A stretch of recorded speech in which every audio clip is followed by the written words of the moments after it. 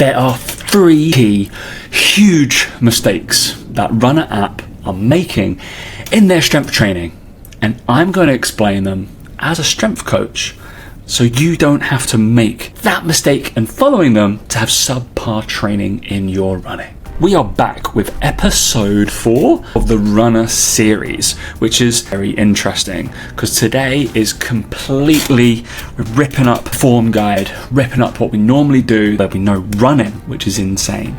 Instead, we are looking at a different portion of Runna app. One I have a very keen interest in. I took 7 different workouts from the first 3-4 weeks of my Runna training app. So that is essentially what I would call a mesocycle. So 3-4 week is probably good for most of the population to start doing different things, for example. So you progress, then drop off, have a little deload week. They certainly do it if they're running, and then you ramp up again. It's not all linear. Remember, you can't just go, I'm going to be better straight away, and just keep going up that hill. We've got to peaks and troughs with your training. So I decided to look at those. And just as a side note, I have 2 free webinars that I've just released on the back of reviewing all of this, because it clearly needs to be said. And if you want to download those or just go and view them, everything is in the link down below. And there's a little bit of something. I'm going to show you some training that you can do and you can download and follow, which comes along with those webinars. Right, so let's get into it. What the fuck is progressive overload? So I don't like looking at problems that have got there without giving you solutions. Let's get up on screen. These are all of the sessions that were given and all of the exercises that were given through Runna. So they split up into group 1, group 2, group 3, group 4 of these sections essentially of supersets and whatever the exercises they're doing. So we generally speaking, their structure will be warm up, kind of global body. I haven't really got an issue with that, absolutely fine. But as we go through, it's usually supersets, which again is absolutely fine. I absolutely love that. But as we notice, we go from, let's put these sessions together and realize that where do things correlate and repeat? When we talk about something called progressive overload, we tend to stick to the same exercises. We might change one week on week. So my session 1 will look the same as if I'm doing 2 sessions a week. On the Monday will look the same as my session 1 the following week in week 2. Will look the same as my following week in week 3. The only thing that might change is because we've got an injury and the sets and the reps and the weights. I would presume that it's most of the general population, so learning to do something on week would be very beneficial. So you're not having to learn something, having to sit there, watch a video, and the practicality of that is the longest sessions you'll ever do is the start of a new mesocycle, when you have really different exercises that you're having to learn all the time. So explain to me this. Every single session for these 7 sessions is completely different. There is one exercise that repeats. That is it. That is bonkers. Okay, for most of the population who don't know what these exercises are, how to set them up, where to do them in the commercial gym, why would they decide to change it week on week? The only thing that correlates is lopsided squat, which I had to look at. It's an offset squat. Lopsided, cool, it's a very basic name of giving it, but we would have it. It's a kettlebell front rack offset squat. I'm getting worked up already, guys. I'm getting worked up. It's something I'm passionate about, and I really like to see it done well because it's just an injustice from being able to train properly. So the progressive overload, essentially, the only thing I see is from the session 1 to session 2. Right? We've gone from 2 sets to 3 sets, and there is a little bit of a similarity, a biomechanical similarity between the 2 sessions, but other than that, it just goes against the wall, right? It just gets thrown out. If we just take this group 1 and 2, let's say those are our A's and B exercises. Those are the whole point of these sessions, things that we're making the most progress in. Those are the things that we're most freshest for, right? So we have lopsided squat, seated start box jump, staggered stance RDLs, and single arm bench press. Then the next session, granted, it is legs and core strength. It's slightly different from a full body, but we have that lopsided squat. Then we've gone single leg box jump. So we've already finished with our seated start box jump, which is, if you go watch my plyometric seminar, we'll know where that fits. And we've gone into a single leg box jump, so immediately gone to unilateral for no apparent reason. We haven't decided why. Then in that kind of B sets, we've got staggered stance RDLs to single leg straight leg deadlift from knee drive. Bin off that knee drive, guys, bin it off. The single leg straight leg deadlift can kind of see that having a replicable thing from the single staggered stance RDLs in the week before. Similar mechanics, but again, different. I'm not moving from one to the other after just saying, complete it 1 week, all good. I'm going to go do 3 sets of the other thing. It's not happening. And then we've just replaced what we were doing pushing wise with a single leg calf raise. Why is that? Why have we just got rid of all of the pushing exercises that we had? But maybe it's because it's into the next session. Oh, we've got rid of those squats. We're doing a hinge pan now. We're doing hip pans. And then we've got another bench and another bench. It is slightly insane. So that is the biggest glaring issue. Across the board, you can look at it right now. It's displayed on session, on session, on session. They change the exercises constantly, so no progression will happen, not much adaptation will happen. We won't be able to add more load or just simply add more sets or simply add more reps. And each of these sessions is going to take, I'd say, about 30% longer than it should, because you've got to sit, watch the video, learn how to do it, and go again, right? That's not cool. For a population that wants to run and probably doesn't want to be in the gym that much, not good. 2. The total balance of these sessions is off. It's totally off. Okay, so I'm going to get some numbers and figures on the board right now. So you can see there's 2 sets, there's 3 sets, there's 2 sets, there's 3 sets, there's 3 sets of all of these different structures and all of these different exercises, which is kind of fine, but doing 2 sets is probably not beneficial because by the time you've decided what weight you're doing, it's probably not really got there. You're going to have to perhaps pick up another weight because then you've realized you've gotten too light on the first one because you've warmed up, and then, oh, it's time to move on. We haven't really made any adaptation. There's not enough stimulus. That's why we normally go with 3 sets for most of the population, because we have almost a warm-up set, then we have what we think we're probably hitting, and then we have the third set is probably the Goldilocks set. Okay, Goldilocks set is it's not too light, it's not too heavy. We probably got it just right by that first set. So we've at least got that being an absolute baller set. When we've only got 2 sets, it's just like we set up and then we go home. I totaled up the total set, so 7 sessions across the board. What totals are they giving me for different categories of exercise? I would expect an amount of balance. So I'm going to show you what I've written.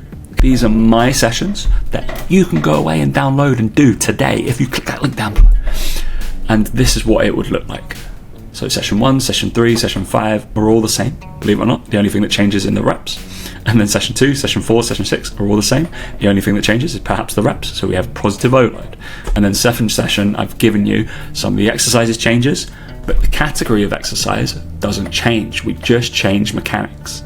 So the totals for those sessions, as we see, is here. It's not completely balanced, I can guarantee you that. But we're putting this in for a running demographic. It's geared to help runners. That's where we've got a predominance of lower body lifting. We're certainly going to look at calves and hamstring work and other kind of lowers a little bit more than we probably would for most of the population.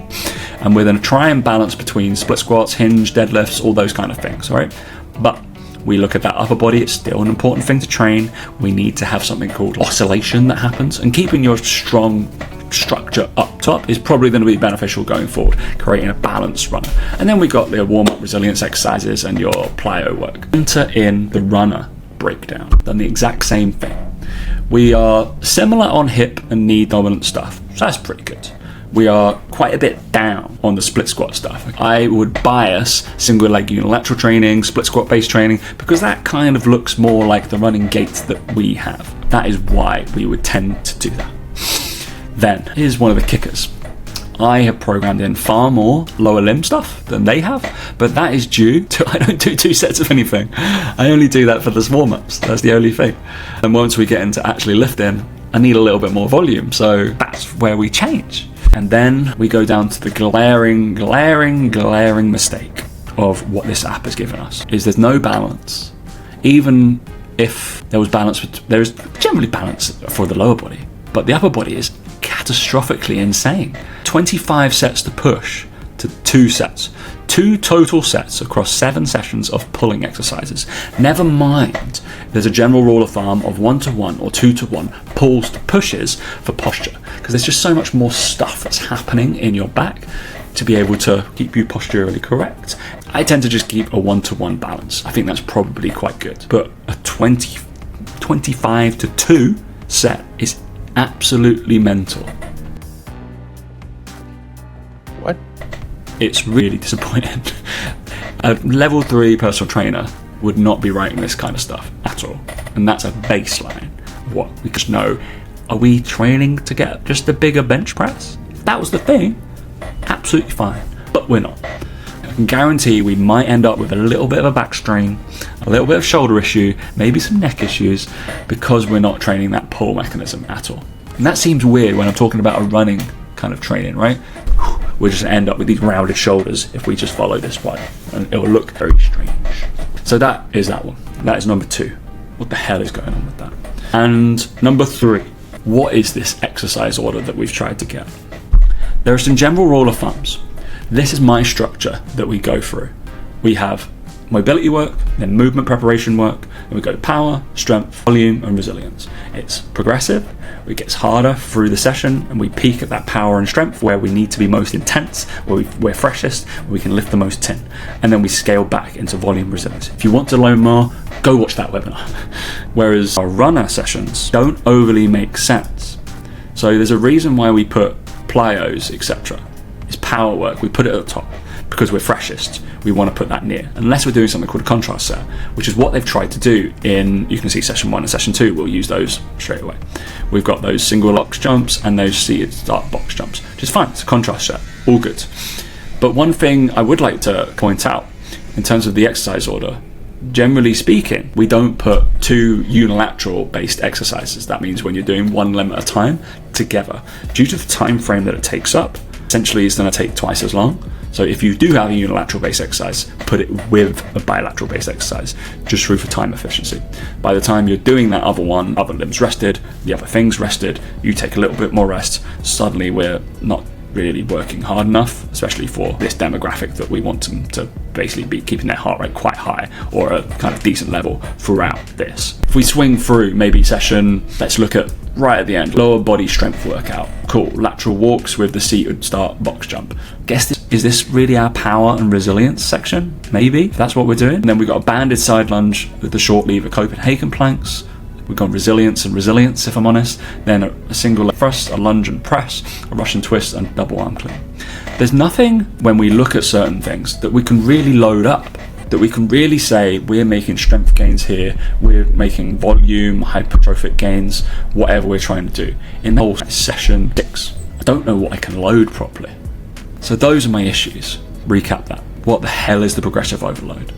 How can it be mismatched and a change and trying to, I can only assume, shock the body every single session, which is going to be a pain in the ass. Trust me. There's no balance. We decided to be, let's like pec heavy. It's absolutely crazy. Everything you do in the gym should be making you a better runner.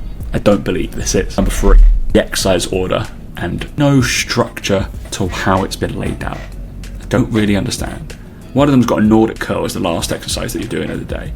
That is an A1 exercise. That is very hard.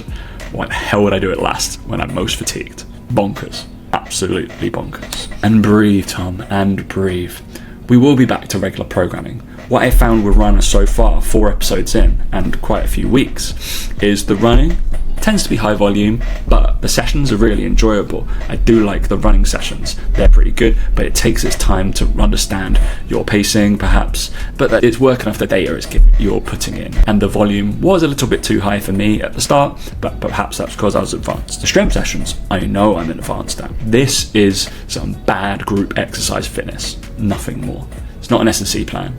You can get better from hiring a coach, but obviously this just comes now, part and parcel with. Honestly, you could get better on ChatGPT.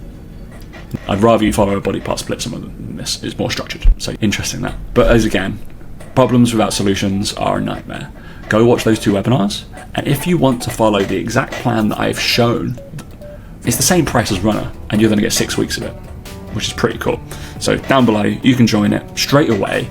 Go let me know how have you had fun, and comment, if you haven't already, subscribe, all those fun things. And I'd love to hear how you get on and if you've had similar issues with Runna app itself.